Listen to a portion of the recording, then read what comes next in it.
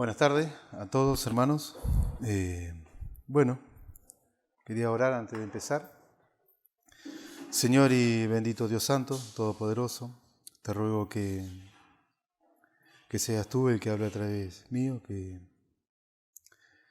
me des la palabra justa, oh Señor. Tú sabes que no merezco estar en este lugar, predicando, compartiendo. Como siempre te digo, debería ser yo enseñado por los demás. Y te ruego, Señor, que me dé el entendimiento, la sabiduría, el discernimiento, la inteligencia espiritual para poder expresarme lo que tu palabra dice, oh Señor, con claridad. En Cristo Jesús, sea edificación para la iglesia. Amén. Bueno, la primera vez que había compartido sobre que Dios le daba un tiempo al ser humano de 120 años para que se arrepienta. En ese tiempo es que Noé tardó en construir el arca y el ser humano no se quiso arrepentir y solamente se salvaron por el tema del diluvio, el juicio de Dios, solamente 8 personas, Noé, su esposa, sus 3 nueras y sus 3 hijos. La segunda vez que compartí, el tiempo que Dios le da a sus hijos para que se arrepientan, para que cambien en este mundo y en esta vida. Y habíamos tocado el rey Ezequías, que Dios le concedió 15 años para que deje la tosudez, la altivez, la altanería y pueda cambiar en esos 15 años que le toca de vida. Quizás nos toque 30 años, 20 años, 5 años o quizás poquito tiempo para que cambiemos como hijo de Dios. Ahora vamos a ver un pasaje de Génesis 9, donde comienza una nueva era, una nueva etapa, y lo que Dios exige y determina en el ser humano. Y donde el ser humano se refugia a lo que Dios exige y determina. Y el pasaje es Génesis 9, del 1 al 6.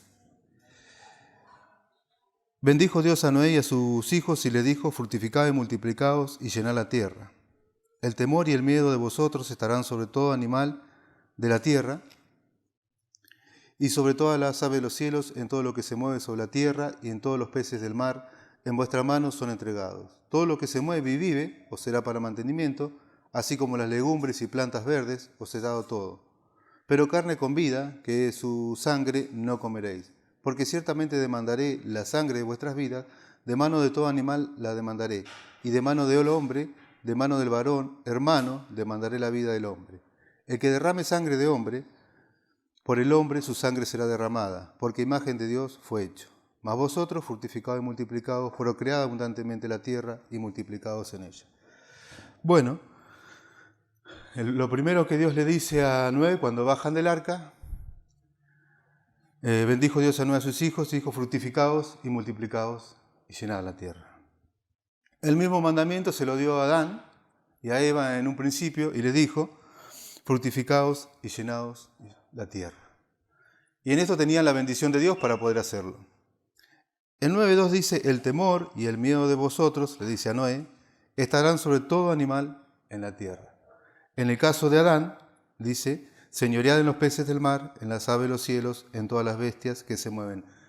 En el caso de Adán tenían que señorear, tener autoridad sobre los animales. Y en el caso de Noé, el temor y el miedo de vosotros va a estar en los animales, dijo. El pecado va entrando en todo ser humano y en toda la naturaleza. Esto lo podemos ver cuando Adán dice: oí tu voz en el huerto y tuve miedo. El temor y el miedo de ustedes estarán en los animales. El 9.3 dice: todo lo que se mueve, le dijo Dios a Noé, y vive, os será para mantenimiento, así como las legumbres y las plantas verdes. Todo lo que se mueve y vive, todo animal, era para comer. Más adelante Dios muestra qué animales son limpios y qué animales son inmundos.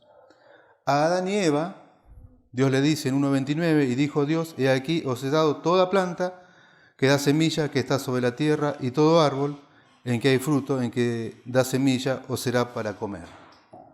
En el caso de Adán, Adán no podía matar animal y no debía comer carne, solamente vegetales. Como podemos ver, eran vegetarianos Adán y Eva. Ahora, en el nuevo pacto, en la nueva era, en la nueva tierra, Dios le dice a Noé que podía comer y matar animales.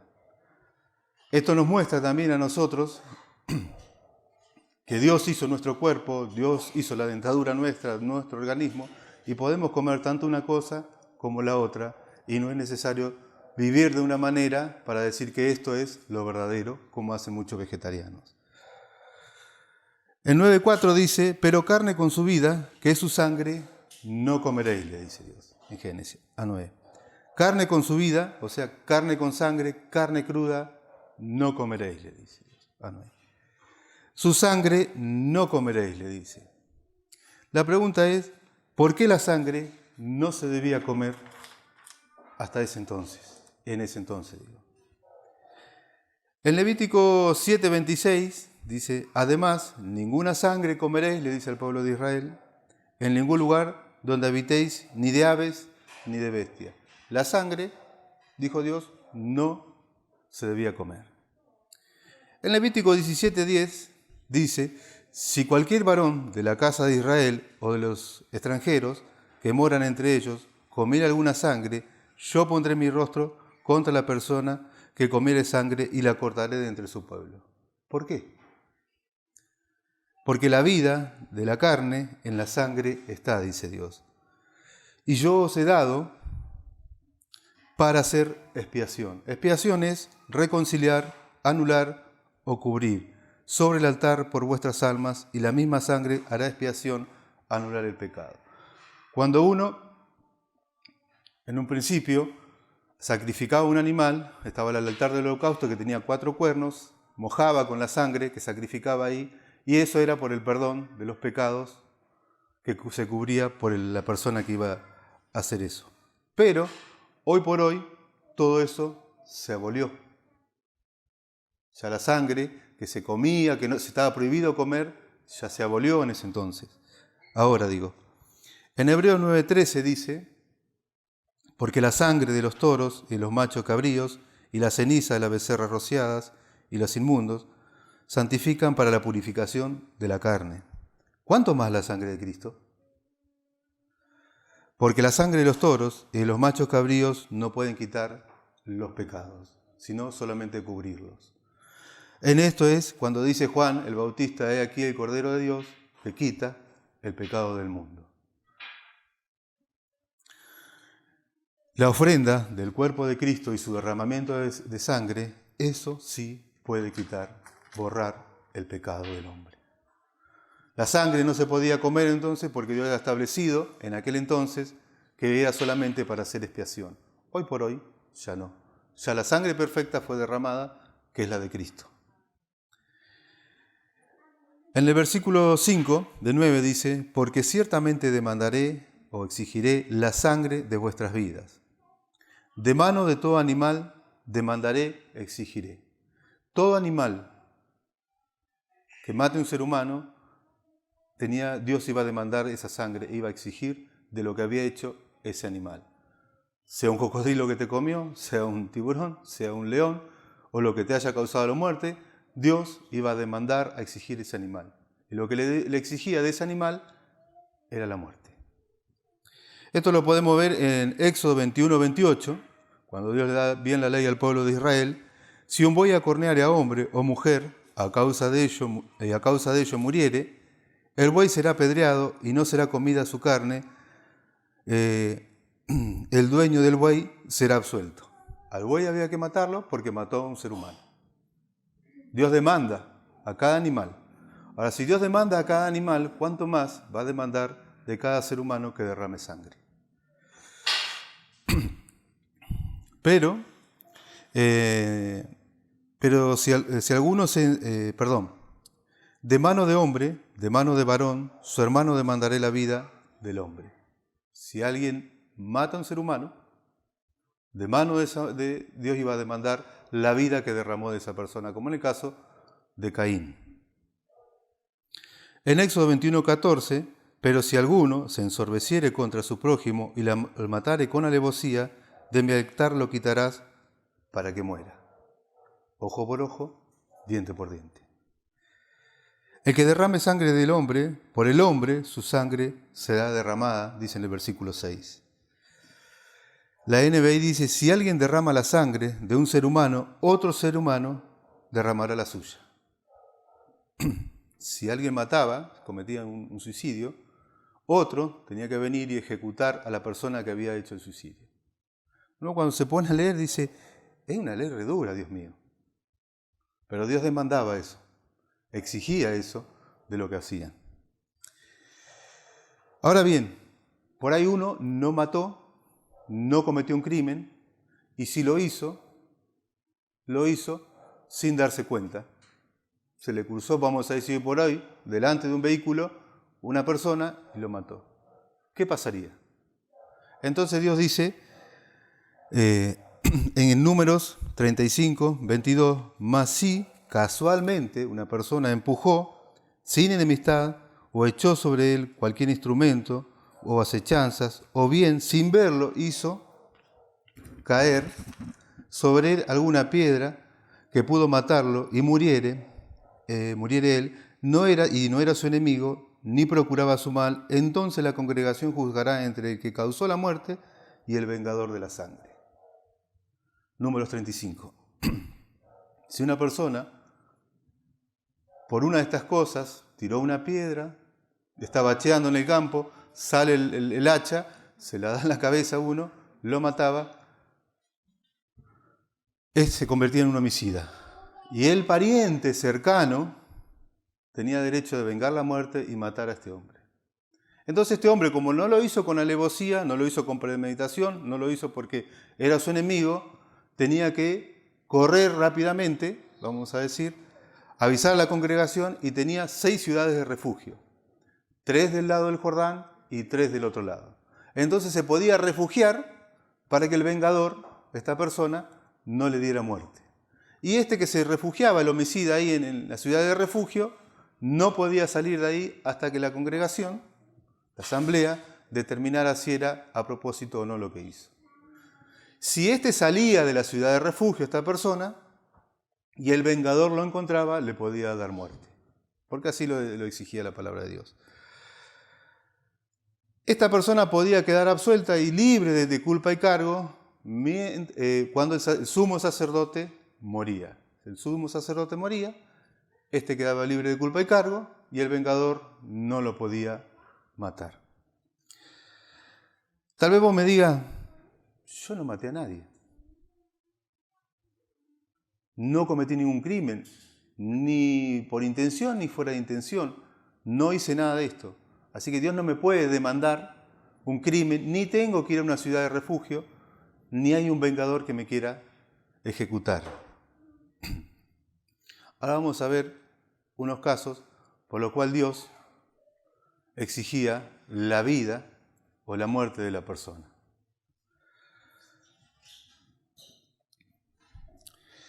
En Éxodo 21:15, el que hiere a su padre, dice,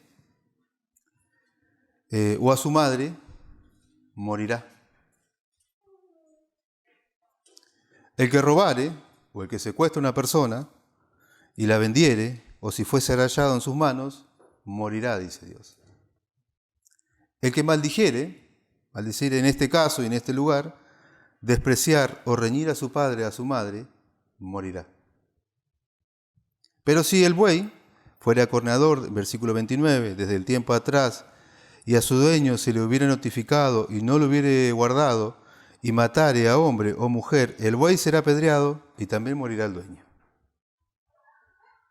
No tuvo cuidado de lo que se le avisó. En Éxodo 22:19 dice, cualquiera que cohabite con bestia, morirá. Versículo 20, el que ofrezca sacrificio a otro Dios que no sea el Señor, morirá. El que ofreciera a alguno de sus hijos a Moloc, un Dios que se sacrificaban los hijos en el fuego, morirá. Si un hombre cometiera adulterio con la mujer de su prójimo, el adúltero y la adúltera morirá. Cualquiera que yaciere con la mujer de su padre, morirá. Si alguno se ayuntare con varón, como con mujer, abominación hicieron, ambos han de ser muertos, sobre ellos será la su sangre. Demanda la sangre, exige eso Dios, morirá. Y la lista, si uno se pone a ver, en cuanto a la ley, es más larga, etcétera, etcétera, etcétera. Esta es la condición del hombre y de lo que Dios exige de cada uno. ¿Cómo podemos escapar? Aquel que guarda toda la ley y ofendiere en un punto, se hace culpable de toda esta. A todo esto se te agrega algo más todavía al ser humano. Dice que en Juan 16:9, dice, cuando venga el Espíritu Santo, convencerá al mundo de pecado por cuanto no creen en mí. Es el negarse a creer en Cristo y rechazar el mensaje de la salvación que Él ofrece. De justicia, de cuanto voy al Padre y dice que el Señor va a venir, eso es justicia. Va a venir a buscar a su iglesia y los muertos en Cristo resucitarán primero. Se te agrega otro tanto más. De juicio, por cuanto el príncipe de este mundo ya ha sido juzgado y le queda poco tiempo. Ya ha sido juzgado. El mundo no cree en Cristo, no cree que va a venir Cristo, porque algunos la tienen por tardanza y se burlan, y no creen que existe Satanás. En Hebreos 10:28, el que viola la ley de Moisés, por el testimonio de 2 o 3 testigos, muere, como lo habíamos visto, irremisiblemente. No tiene escapatoria. ¿Cuánto mayor castigo pensáis que merecerá el que pisoteare el Hijo de Dios y tuviere por inmunda la sangre del pacto? Dios es un Dios justo, justo. Ahora bien, a todo esto, la pregunta es, ¿dónde te estás refugiando? ¿Cuál es tu refugio? Gracias, Juan.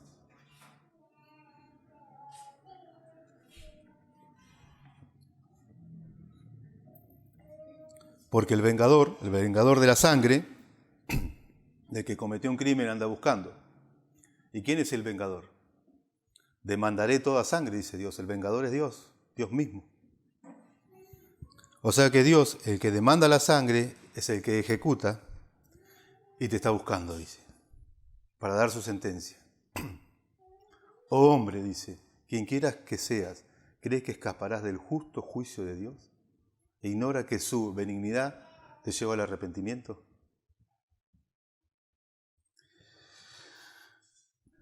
¿Por qué nos busca Dios? Porque estamos muertos en nuestros delitos y pecados. Cuando dice delitos, estamos prófugos y somos convictos de Dios. Por eso Dios busca. Esta es la condición del ser humano. Y es lo que Dios demanda y exige. Vuelvo a preguntar, ¿dónde te estás refugiando? ¿Cuál es tu refugio? ¿Cuál es tu escondite? ¿Sobre qué? ¿En el dinero? ¿El materialismo? ¿La mentira? Eso lo hizo Judas. ¿En el fariseísmo? Circuncidado al 8º día, hebreos de hebreos, de la tribu de Benjamín, dijo Pablo. Pero todas estas cosas las tengo por basura, dijo. Se refugiaba en algo de fariseísmo, que esto hay que cumplir, la ley hay que cumplirla. La ley es buena si se usa legítimamente, pero el que la usa legítimamente la ley es Dios, no nosotros. ¿Te refugias en las obras de la ley como hace el pueblo judío? ¿En la conducta moral y ética? No, porque yo nunca cometí un crimen, nunca hice nada de esto, siempre me porté bien, siempre me conduje bien, siempre hice las cosas bien. No hay nada que me puedan reprochar. Es una conducta moral, pero no es Cristo el que te está refugiando. O te refugias, a veces alguno se refugia en el mismo templo, haya cometido el crimen que haya cometido, vienen y se refugian, como en el caso del general Joab, de David. Cuando uno cometía crímenes en el altar el holocausto, donde estaban los 4 cuernos, se podía asir de los cuernos donde se mojaba con la sangre y pedir perdón, pedir clemencia. Eso lo hizo Joab.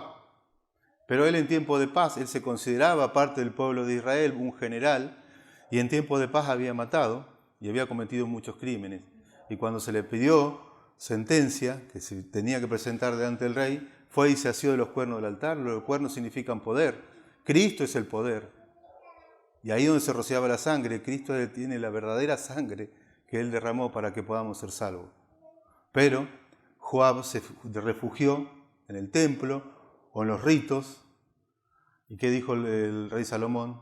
Dice, de acá dijo Joab, no me sacan si no es muerto. Y dijo Salomón, bueno, saquen los muertos. Y lo ejecutaron ahí. No significa nada eso, que te refugies en 4 paredes o en una iglesia, en lo que sea. Dice, las ciudades, ya casi ya vamos a terminar, las ciudades de refugio tienen para nosotros un sentido típico altamente simbólico. El autor de Hebreos 6:18 habla más específicamente de los que nos hemos refugiado para asirnos de la esperanza puesta delante de nosotros. Esto lo podemos encontrar en la versión Biblia de las Américas. Había varias ciudades de refugio que estaban ubicadas de tal forma en distintas partes del país, que el homicida, fuese cual fuese el lugar donde se hallara, pudiera en pocas horas llegar a una u a otra de ellas, en un modo todavía más conveniente, aunque hay un solo Cristo establecido para nuestro refugio. Este refugio está al alcance de nuestra mano para nuestro perdón, consuelo y ayuda. Donde quiera que nosotros encontremos, puesto que cerca de nosotros está la palabra, Romanos 18, y la palabra es Cristo, el homicida estaba a salvo. En cualquiera de aquellas ciudades, así también cualquier persona que con fe se refugie en Cristo, descansa en Él, está a salvo de la ira de Dios y de la maldición de la ley, porque ninguna condenación hay, ni mucha ni poca, para los que están en Cristo Jesús. No es largo el mensaje, es corto. Y cuando lo preparábamos y lo charlábamos con Marcela, y uno ve toda esta condición y ve todo lo que la ley demanda y toda la exigencia que tenemos también después, debería estar muerto. Pero doy gracias a Dios, que dijo Pablo, miserable de mí, ¿quién me puede librar de este cuerpo de muerte? Doy gracias a Dios que envió a su Hijo Jesucristo, en el cual me puedo refugiar, en el cual tengo acceso a que Dios no vengue y no me ejecute. Y como dijo Jacob, he visto a Dios, he luchado con Dios y salí vivo. Hemos hablado con Dios, hemos estado con Dios y su gracia nos hizo salir vivo. A Pablo salió vivo delante de Dios. Saulo, Saulo, ¿por qué me persigues? Encontrarse con Dios y salir vivo es salir con la gracia de Dios.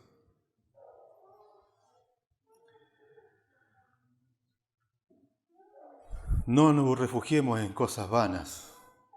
Cristo es todo el refugio que nosotros necesitamos. Creced en la gracia día a día.